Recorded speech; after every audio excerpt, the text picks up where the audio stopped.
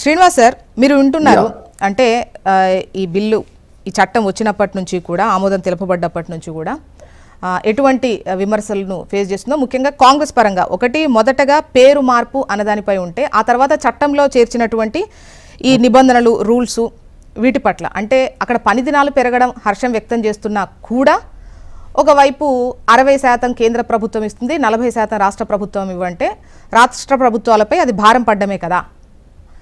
ఆ లెక్కను చూస్తే మీరు 75 రోజులకే కేంద్ర ప్రభుత్వం నుంచి వచ్చినట్టు తగ్గినట్టు. మేము 125 days కి పెంచాము. సుమారు ఒక 25-30 రోజులు రాష్ట్ర ప్రభుత్వానికి పడుతుంది. మనది భారతదేశ ప్రభుత్వం ఫెడరల్ స్టేట్ అండి. రాష్ట్రాలు బాధ్యతారహితంగా ఉండి కేంద్ర ప్రభుత్వమే చేయాలి, లేదు కేంద్ర ప్రభుత్వమే బాధ్యతారహితంగా ఉండి రాష్ట్ర ప్రభుత్వమే చేయాలి, ఆ రకంగా ఉండదు. దీంట్లో ముఖ్య ఉద్దేశం ఏంటంటే పని దినాల పెంపు 125 రోజులకు పెంచాల్సినటువంటి అవసరం ఉంది. సస్టైనబుల్ డెవలప్మెంట్ కావాలి. అందులో గ్రామీణ వాతావరణంలో ఇన్ఫ్రాస్ట్రక్చర్ డెవలప్మెంట్ అనేక కార్యక్రమాలు పెండింగ్ లో ఉన్నాయి. వాటిని డిజైన్ చేయాలంటే ఢిల్లీలో ఉన్నటువంటి అధికారులు కాదు, రాష్ట్ర ప్రభుత్వంలోని అధికారులు ఆ గ్రామానికి ఏం అవసరం ఉంటుంది, ఆ రాష్ట్రంలో ఏ రకమైన అవసరాలు ఉంటాయి అనేది రాష్ట్ర ప్రభుత్వం కూడా ఇన్వాల్వ్ అవుతే ఎఫెక్టివ్ గా ఈ ప్రోగ్రామ్ ను ముందుకు తీసుకెళ్ళేటటువంటి ప్రయత్నం చేయొచ్చు. మేము పని దినాలు తగ్గించి దాంట్లోనే 100 రోజులలోనే రాష్ట్ర ప్రభుత్వాన్ని అనట్లేదు. రెండవది ఏంటంటే ఈ వ్యవసాయ రంగానికి కూలీలు దొరకట్లేదండి. రైతులు చాలా ఇబ్బంది పడతా ఉన్నారు. ఎందుకంటే ఆ టైంలోనే ఉపాధి హామీ పథకం ఉన్నప్పుడు ఉపాధి హామీ పథకానికి పోవడానికి గ్రామ ప్రజలు ఇంట్రెస్ట్ చూపిస్తారు. అందుకని వ్యవసాయం ఎప్పుడైతే నాట్లు ఇటువంటివి ఉంటాయో మనకు కొంత సీజన్ ఉంటుంది. ఇది వ్యవసాయ రంగంలో అగ్రికల్చర్ లో కొన్ని రొటీన్ గా మనకి ఏది ఖరీఫ్ అని లేకపోతే ఇదని ఉంటుంది కదా, ఆ సీజన్ లో ఈ పనిని ఉపాధి హామీ పథకాన్ని లేకుండా చూసామన్నట్టు. అంటే ఆ డేట్స్ గానీ ఆ క్యాలెండర్ గానీ అప్పుడు ఏమవుతుందంటే మనకు బీహార్ నుండి ఉత్తరప్రదేశ్ నుండి లేబర్లను తెచ్చుకొని వాళ్ళకి అకామిడేషన్ ఇచ్చి అడ్వాన్స్ పేమెంట్లు ఇచ్చి కొంతమంది ఒక గ్రూప్ వస్తామని చెప్పి రాకపోవడం ఇదంతా కూడా జరుగుతూ ఉంది. సో ఇటువంటి లేకుండా ఉండాలంటే మనం ఆ రోజులలో వీరికి హాలిడే ప్రకటిస్తే బాగుంటుంది అని చూడండి. శాస్త్రీయబద్ధంగా మనం ఆలోచించి అనేక ఇక్కడ అంటే వ్యవసాయ పనులు పీక్స్ లో ఉన్నప్పుడు ఉపాధి హామీ పనులు లేకపోవడం పట్ల పెద్ద విమర్శలేం రావట్లేదు. కాకపోతే 60-40% సంబంధించి ఇప్పుడు 125 రోజులు పెంచినా కూడా గతంలో పూర్తిగా కేంద్రం నుంచి అందేది. సో ఇప్పుడు 40% రాష్ట్ర ప్రభుత్వం ఇస్తుందంటే కేంద్రం 75 రోజుల పని దినాలకే లెక్క కడుతోంది. అంటే మీరు ఇచ్చేటువంటి అమౌంట్ తగ్గించారు మీరు అనేది ఇక్కడ క్వశ్చన్.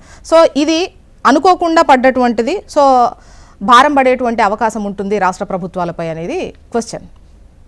ఇప్పుడు మనము ఒకటి మీరు గమనించండి, అంటే రాష్ట్ర ప్రభుత్వం మనది నెంబర్ 1 స్టేట్. ఏది నేను చెప్తున్నది గత బీఆర్ఎస్ ప్రభుత్వం హోర్డింగ్స్ చూసి ఆ తర్వాత ఇప్పుడున్న కాంగ్రెస్ ప్రభుత్వం మనం గ్లోబలైజ్డ్ సిటీ అవుతా ఉన్నాం, 3 ట్రిలియన్ ఎకానమీకి పోతా ఉన్నాం. రాష్ట్రంలో కొంత ఈ స్కీమ్ ని కేంద్రము రాష్ట్రము కలిసి ఎఫెక్టివ్ గా పోయేటప్పుడు కొంత రాష్ట్రం కూడా భరిస్తే బాగుంటుంది. దాంట్లో ఇంట్రెస్ట్ పెరుగుతుంది. ఆడిటింగ్ కానీ చూడడం కానీ సూపర్విజన్ కానీ కేంద్రం ఇచ్చేటటువంటిది అనేక. ఇప్పుడు గతంలో మనం ఈ ఒక బుక్ పట్టుకునేవాడు విలేజ్ లో, ఒక పెద్ద విలేజ్ సెక్రటరీ కావచ్చు లేకపోతే ఇంకెవరన్నా దాంట్లోనే ఉపాధి హామీ కూలీలో ఉన్న ఒక పెద్ద మనిషి, ఆ రిజిస్టర్ లో అటెండెన్స్ మన స్కూళ్ళల్లో తీసుకున్నట్టే ఉంటుండే. అది పెన్సిల్ తో తీసుకోవడం, వాటిని చెడిపేయడం, తర్వాత రాకపోయినా వచ్చిండని రాసుకోవడం, అక్కడ తవ్వడం కూడా ఏనో అవసరం లేని దగ్గర అయ్యాలి. ఉపాధి హామీ పథకం చెయ్యాలి, మనం బడ్జెట్ బిల్లు తీసుకోవాలి అనుకున్నప్పుడు ఏదో ఒకటి తవ్వడమో చేయడమో లేకపోతే వేయకపోయినా పాతదే చూపించడమో ఇటువంటి అనేకమైనటువంటి అవినీతి కార్యక్రమాలు జరుగుతూ ఉన్నాయి. అయితే ఇప్పుడు మనం డిజిటలైజేషన్ చేసినాం. నేరుగా లబ్ధిదారుల అకౌంట్ లోకే డబ్బులు, అప్పుడు కమిషన్ ఉండేదండి. అంటే ప్రతి ఉపాధి హామీ కూలీకి డబ్బులు ఇచ్చేటప్పుడు ఇతను కమిషన్ తీసుకునేవాడు. అది లేకుండా ఉండాలంటే నేరుగా ఇప్పుడు రైతు అకౌంట్ లోకే డబ్బులు ఉపాధి హామీ కూలీ అకౌంట్ లోకే డబ్బులు పడతా ఉన్నాయి. సో ఇటువంటి ఇప్పుడు నేను చెప్పుకుంటూ పోతే ఈ రకంగా వాటిని స్ట్రీమ్ లైన్ చేస్తామే తప్ప ఎక్కడ కూడా మనం ఓన్లీ రాష్ట్రం మీద ఎత్తేయలేదు. లేకపోతే రాష్ట్రం మీద ఇక్కడ తెలంగాణలో అంటున్నారు, కాంగ్రెస్ వాళ్లే అంటున్నారని కాదు. ఈవెన్ కూటమిలో ఉన్నటువంటి ఇప్పుడు నిన్న అమిత్ షా గారిని సీఎం చంద్రబాబు నాయుడు గారు వెళ్ళి కలిసినప్పుడు ఈ రిక్వెస్ట్ కూడా పెట్టారు, జీరాంజీతో ఆ రాష్ట్రంపై కాస్త అదనపు భారం పడుతోంది, ఇది కాస్త చూడండి అనేది. అంటే ఇప్పుడు బీజేపీ పాలిత లేదా బీజేపీతో కలిసి ముందుకెళ్లిన మిత్రపక్షాలు ఉంటాయి. కాకపోతే వాళ్లకు ఉన్నటువంటి ఇబ్బందిని వాళ్ళు సాఫ్ట్వేర్లో చెప్తారు. ఇప్పుడు ప్రతిపక్షంలో ఉన్నటువంటి వాళ్ళు కాస్త ఉద్యమ రూపంలో చెప్పినట్టుగా ఉంటుంది, డిమాండ్ చేసినట్టుగా ఉంటుంది. బట్ ఇదైతే భారమే కదా అనేది క్వశ్చన్ అంతే. నేను ఒకటి మీకు చెప్తాను. ఇక్కడ కేంద్ర కార్యక్రమం ఉపాధి హామీ పథకం డిజైన్ చేసింది, ఓకే, మనం ఏం దాన్ని రద్దు చేయట్లేదు, మోడిఫై చేసినాం.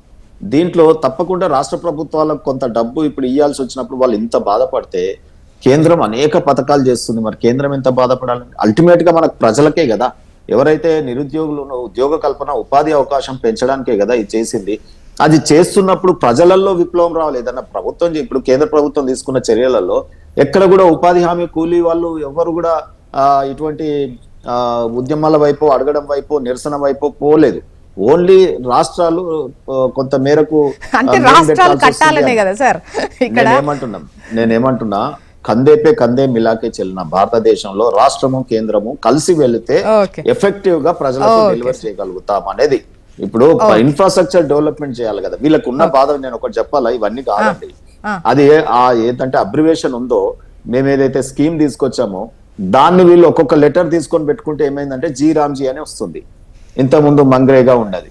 అదొక్కటే వీళ్ళ అభ్యంతరం తప్ప రామ్ అనే పేరు వింటే అటు రాహుల్ గాంధీకి కావచ్చు, కాంగ్రెస్ కావచ్చు, అనేక మందికి ఈ దేశంలో ఉలిక్కి పడతా ఉన్నారు. పేరు పట్ల మాత్రమే వాళ్ళ ఇబ్బంది, కానీ ఈ పథకానికి సంబంధించి, ఈ సవరణకు సంబంధించి ఎటువంటి ఇబ్బంది కాదు. ఆ పేరు కూడా అనేది వాళ్ళ టార్గెట్, అంతేగా మీరు అనేది. అయితే దాని పేరు గురించే పోరాడదామంటే ప్రజలు రావట్లేదు. ఎందుకంటే రామ్ అనే పేరుని ఎవరు కాదంటారు. సో కాబట్టి ఇక్కడ వీళ్ళు కొంత మేరకు ఎట్లా చేయాలి దీంట్లో అనేది